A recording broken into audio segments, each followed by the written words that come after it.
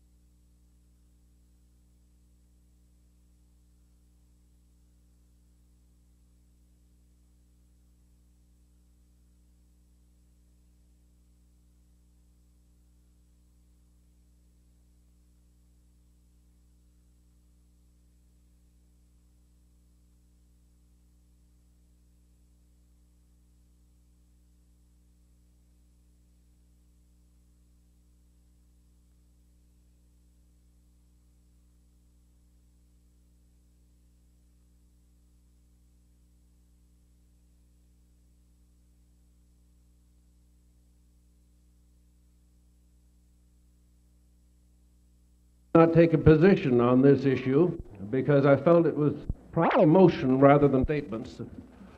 I am no expert in the area of marijuana. The accessibility. Yes, Mr. Hall raises a point of order that the gentleman's time has expired. Point of order is well taken and sustained. Chair. I just want to make a couple. Stubbornness rather than principle. Fear rather than.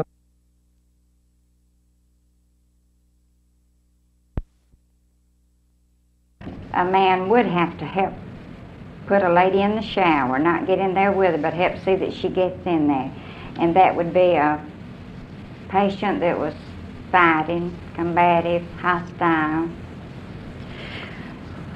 Okay, there's also been allegations that patients are sometimes beaten. What is your response to this? Well, I have never heard of that. No one has ever reported anything like that to me. Okay. Mrs. Pace also says that she has contacted the federal government and the FBI is interested in investigating the center. Does this make you unhappy? Do you think this is right? No, I don't feel we have anything to hide.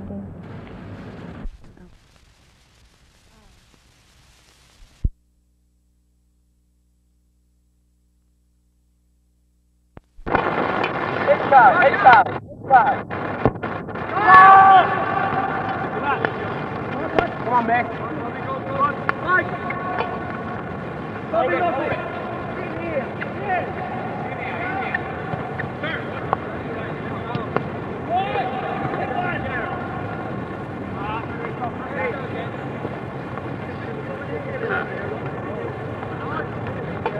Good.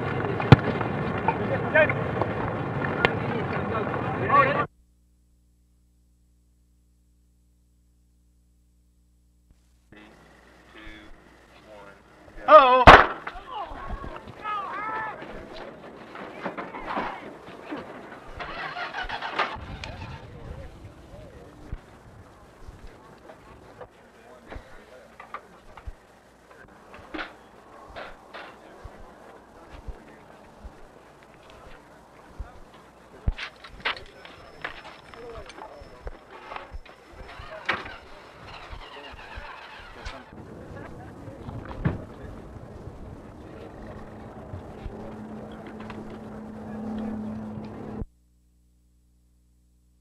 John, you just got back from quite an extended tour of Europe.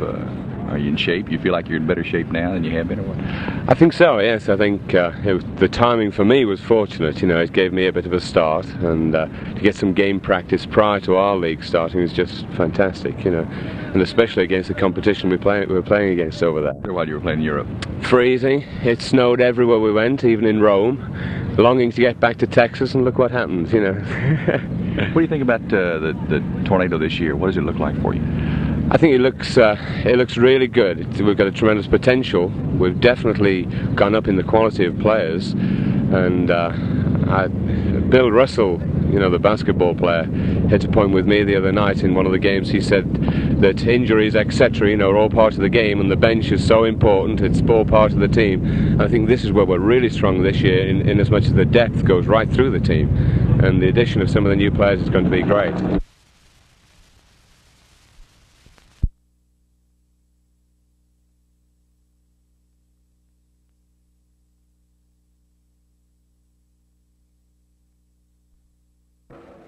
To make the system effective, severe penalties are provided for those who would illegally travel. Right. Right. All right. Mr. Speaker, will the gentleman yield? Mr. Denson, our secured party is also protected. So the forfeiture provisions of existing law are substantial.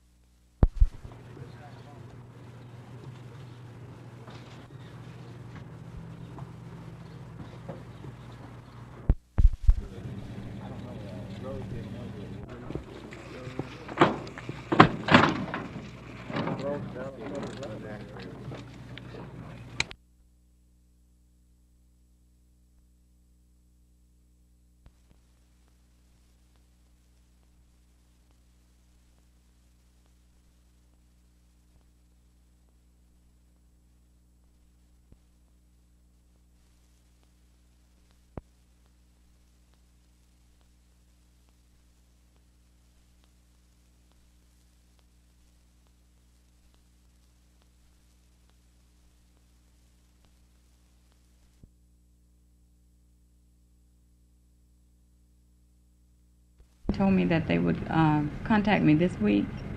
The FBI would, and I would come up with their addresses, patients that aren't there. Uncooperative with you? Oh, definitely. They're here, but they would give us a chance to ask for a grand jury investigation. Ms. Johnson, what did you talk with?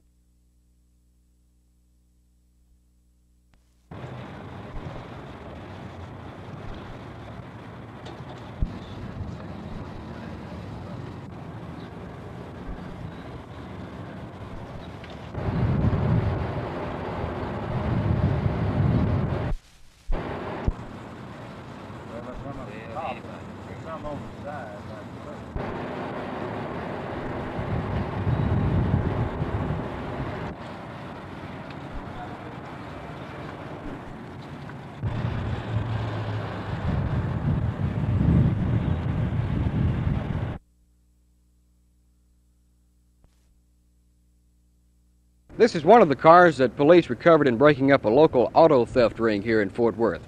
As a result, 3 businessmen have been charged with conspiracy to commit auto theft over $50. They include Horace Odell Herod, an insurance salesman, Weldon Day, an auto dealer, and Grady Lee Bryant, a Fort Worth florist. Lieutenant John Cunningham, head of the Auto Theft Division of Fort Worth Police, said all of the cars involved were rather expensive. Nearly all of them was Cadillacs, Eldorados, and Mark IV, Lincoln Mark IV 73 models. Now, how were they passing titles on these cars? They were making fake titles that looked like they're good titles, but they're fake titles, and they was going right on through. And I would accept one if I didn't have another to compare it with. These are titles right here, and you can't tell a good one from a bad one, or a normal person couldn't. The banks, the people in the banks can't even tell the difference. They're going ahead and financing them on these titles. Lieutenant Cunningham said several $100,000 worth of cars were involved in the auto theft ring. They were selling cars like this one that ranged in price from $10,000 down to around $3,000 to $5,000. Lieutenant Cunningham says he expects several other persons to be arrested in connection with the auto theft ring within the next few weeks. Jim Green, Channel 8 News on the Move in Fort Worth.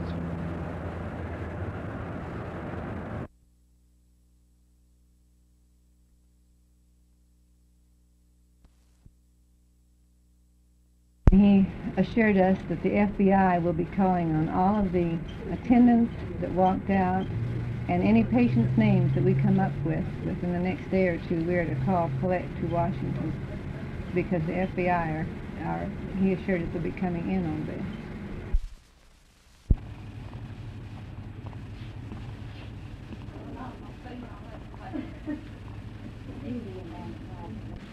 Judy, we hired most of the people that work with the terminator. I'm running a complete investigation on IDs.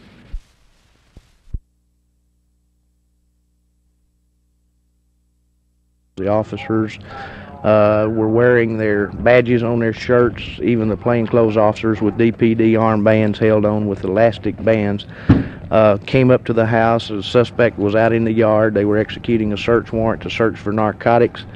The man saw them, ran inside. The officers went inside and split up because there were people upstairs and downstairs. As three of the officers went up the stairs and started around a corner down a hall, suspect fired at him 3 times from the door of one of the rooms with a 12-gauge shotgun loaded with double-aught buck, and then stepped back in the room, and they managed to get the injured officer out. He was shot in the lower part of the legs, and ordered the man to drop the gun and come outside, and he said he had a woman and child in the room with him, so he would surrender and come out, and he did. This was a 22-year-old suspect that's en route to Parkland. He was also injured because later he decided he would resist them again, and That's when he was injured. that's when he was injured. One time, I about a quarter of a mile before he hit the vehicle, I seen the trailer wheel, and I slowed my pickup down. And then he came up here and he just went off to the side and he hit that car and went out in the water. Which way the tractor turned? Did it jackknife like that? No, he just, when he hit that car, it looked like he just went down this bank and it turned over and just slid out in the water.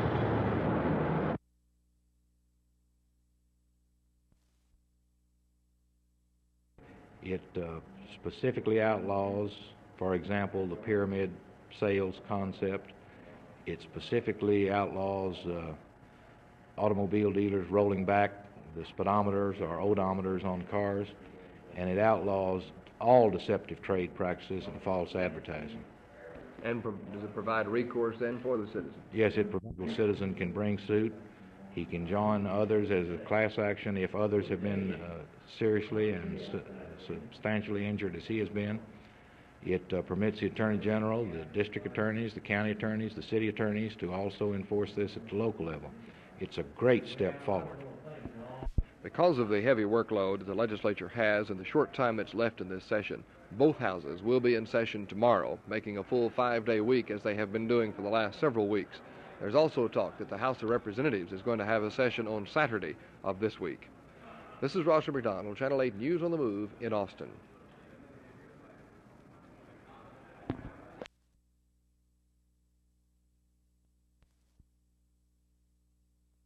A psychiatrist inside this room says physicians who fly for fun are accident-prone.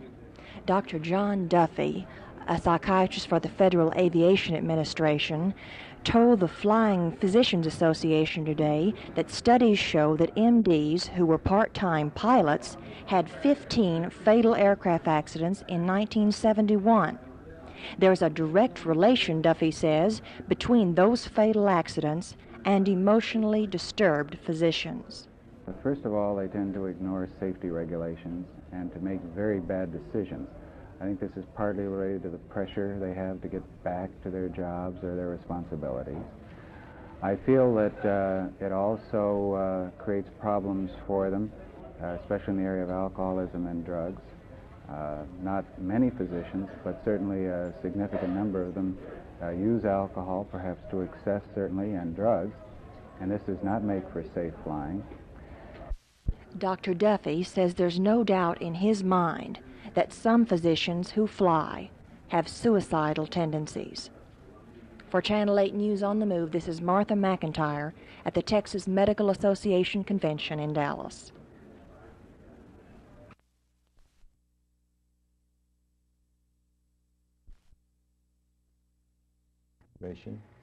And so I would usually pick, in fact, every time, as I remember, I picked a Republican to be prosecutor because I thought that might add to what I was trying to do, to make everyone know that I was trying to prosecute with an evenness and with an equality and with a determination that justice be done. Are you saying we need a Democratic prosecutor in this case here?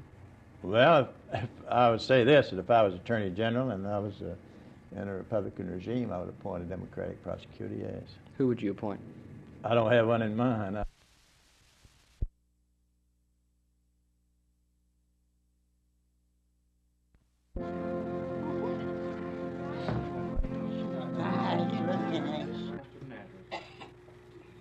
From it down it reads close and sacred relationships together. Their lives are blended together in we are meant becoming more sacred and estimate. Much as you, Brother Craig, and you have openly declared your wishes to be united gold or precious metal. Most precious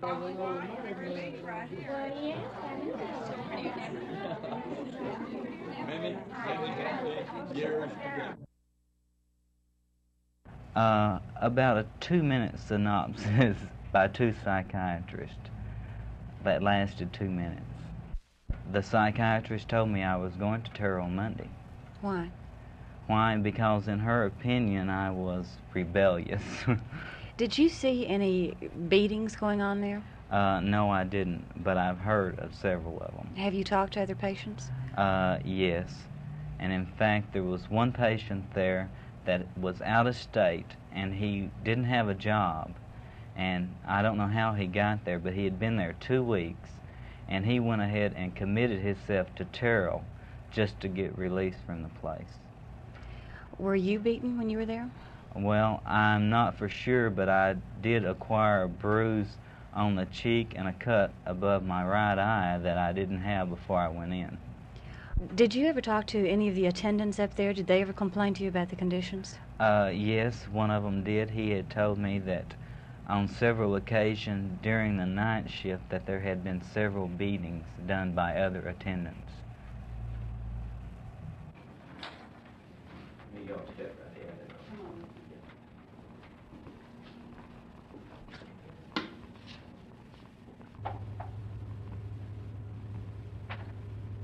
What we used to do is take it over here and put it on the car.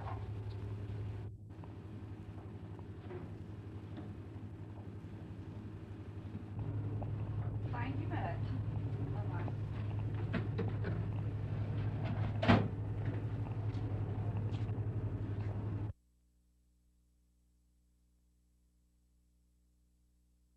Idea what who they've had. Returning to the situation of... I would not have done that. Did you, were there any rulings on integration cases while you were on the court, sir? Integration? Yes. Oh, yes. Thousands of them.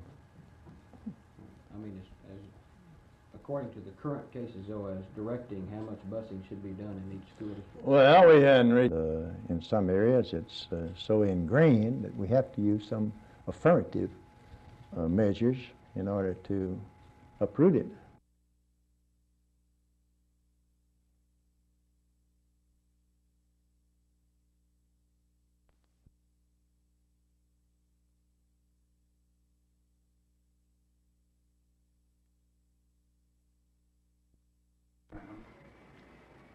When I was in, happened was that many physicians, and again, it was felt to be important that they be out of the communities who were having emotional problems, who were seriously disturbed, issues in their lifestyle and in their life and in their families and their children and so on, that were, you know, part and parcel of.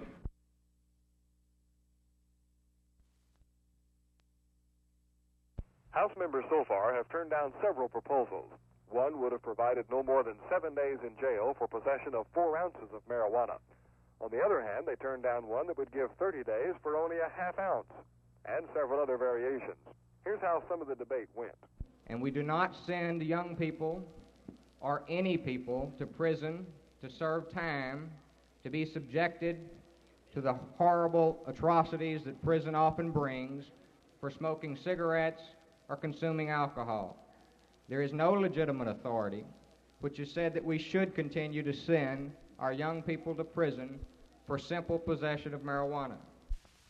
Don't you think if we're really trying to get to the pushers, which I assume all of us are trying to do, that if we limit this possession to 32 ounces, or 32 grams rather, or 1 ounce, we will force the individual who uses it to go back to his source more frequently, thus making that source more visible, thus making that source more easily to apprehend.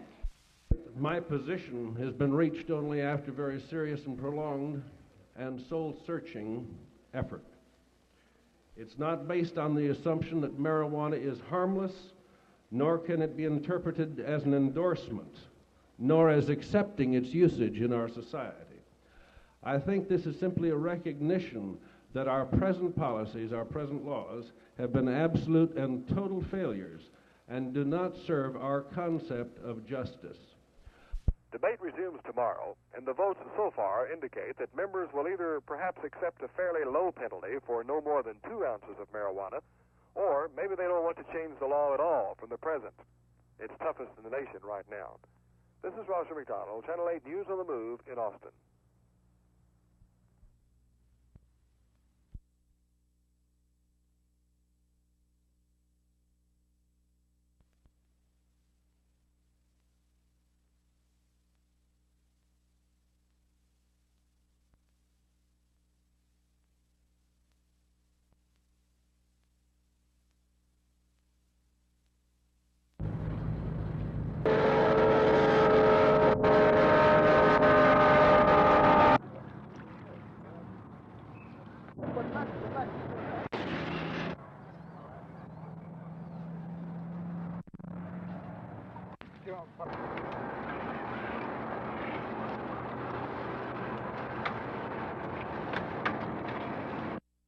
No one has made any direct complaints to me, families, attendants, nurses on duty, that a patient has been abused in any way. Now, Judy, you will find this to happen. Now, I will speak for the center because I'm in and out of there many times. A patient will be very violent, harmful to themselves, harmful to other patients, and they have to subdue. Now, an outside person who are not familiar with mental patients, how they're to be handled in some way.